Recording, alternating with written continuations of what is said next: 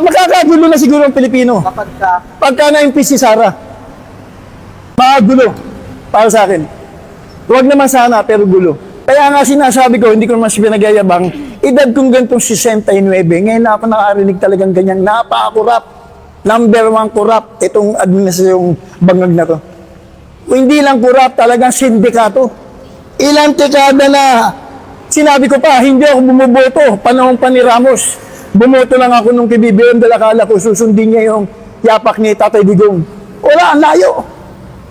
O, di ba? Sinabi ko ron, hindi ako nagboboto kasi nga lahat sa akin, Palyado, Ma Ramos, Ma Cory, Ma Gloria, Ma Nonoy, Aquino, Ma Joseph. Yun lang, kidutete lang ako medyo, uy, maganda to. Ganto. Kaya binoto ko si BBM dahil akala ko masusundan. Wala naman, hindi naman nasundan. Kaya para sa akin, wag naman sana, gulo yan. Ang dami naman kumukontra na hindi ma-impeach eh. Pero malamang na ma-impeach. Bakit? Eto. Sa tingin mo, ma-impeach si BBM? Ay! BBM pa, maaari. Kaya lang hindi matuloy kasi nga hawak nila yung ano. Pero malamang bumaliktad yan, BBM pa. Pag-usapan natin yung mga sinasabi yung mga ano ba yan? Yung mga budget. Ano ba yung inaayawan nyo kay Sara? Puro kayo depet, 125 million. Gawin na nga natin trillion eh. O bakit yung sa likod nun, yung presidente? Pero wala kayong kibo. Liwanag. Kahit bata, alam. Kita mo, pinakita ko sa Hago, sumisigaw yung bata. Duterte. Di ba sila nahiya niyan? Hindi Pilipino yung bata. Tiga-hag yan. Ibig sabihin, ganun kalakas si Tatay Digong. Malakas si Sara kahit anong gawin nyo. Wala, kahit anong gawin, pabalik-balik ta rin nyo. Ikaw, BBM, masakit man pero totoo. Hindi ka naman mananalo eh. Kung hindi kibiki Sara, totoo yan. Ba't hindi natin aminin ang totoo? Huwag na natin pag-usapan BBM tayo, investment tayo. Yan nangyayari lang. Realidad, Manileño ako eh. 69 na ako. Kaya gusto nila maipin si Sara. Kasi pag si Sara talaga, tinuod. Alam ko, suruin yan. Kaya, totoo, kaya takot sila. Kasi nga, marami silang anomalya. Magkano yung tinatawag na mali o tinawag na ginastos daw ni Inday Sara? 125 million. Gawin na natin trillion. Trillion na para masaya na kayo. Ha? Ba't ako nagmumura? Nang walang niya kayo eh. Yung edad ko na to, alam ko na ang mga pangyayari. Ano nakalagay sa Asia News nakakaya? Number 3 tayo, pangatlo tayo sa mga corrupt. Hindi lang corrupt, sindikato na gobyerno. Sabihin man natin adobe, bulldozer ang mukha nyo. Wala, hindi makitinatablan eh. Pero ito lang masasabi ko.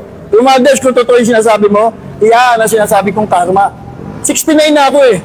Kasi hindi naman sa pag-ano, dati rin tayong mandirigma, loko. Ngayon, kumbaga sa Bisaya, buutan na, alam natin may karma. Ang karma hindi naman tatama sa inyo eh. Tatama sa anak mo. Isa lang ang masasabi ko. Harapin natin ang totoo. Ikaw, BBM, masakit man pero totoo. Hindi ka naman mananalo eh. Kung hindi kibiki Sara, totoo yan. Oh, di ba pinalabas na nga ni Sara yung video na pumunta kayo ng bahay ng Davao. Hindi ka nga kilala eh. Hindi nga kilala kay Marcos, pero hindi kayo nakikita. Ha? O ito, ibahin na natin. Balik na natin uli sa impeachment.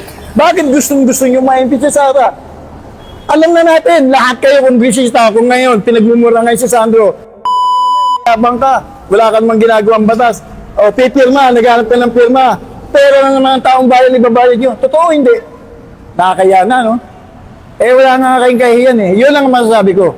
Para sa akin, gagawa siguro ang Supreme Court na hindi matuloy yan. Kung matuloy man yan, ewan ko lang. Hindi wala akong binabanggit na gulo. No? Wala akong basta, ewan ko lang. Malakas si Sara kahit anong gawin nyo. Wala kahit anong gawin, pabalik-balik ta rin nyo. Ito na yata yung presidente na kahit nakulong na sa ibang bansa. Kasi hindi nila kaya ikulong sa Pilipinas. So, pinakulong nila sa ibang bansa. Kahit nasa ibang bansa siya nakukulong. Pero ang dami pa rin nagmamahal sa lalong lumakas siya. Ang dami nagmamahal. Tumaas yung turismo sa kung saan siya nakulong. At mali yung strategy nila. Akala nila pag nadakip si Duterte, sisikat sila. Mali eh. Tapos kung saan siya nakulong, lumakas yung mga ang turismo doon sa kanila. Sa Pilipinas naman bumagsak. So sino nagsasuffer? Pilipinas pa rin, di ba? So yun. Wala na. Wala talaga. Di ba? Mali yung pasok. Di ba?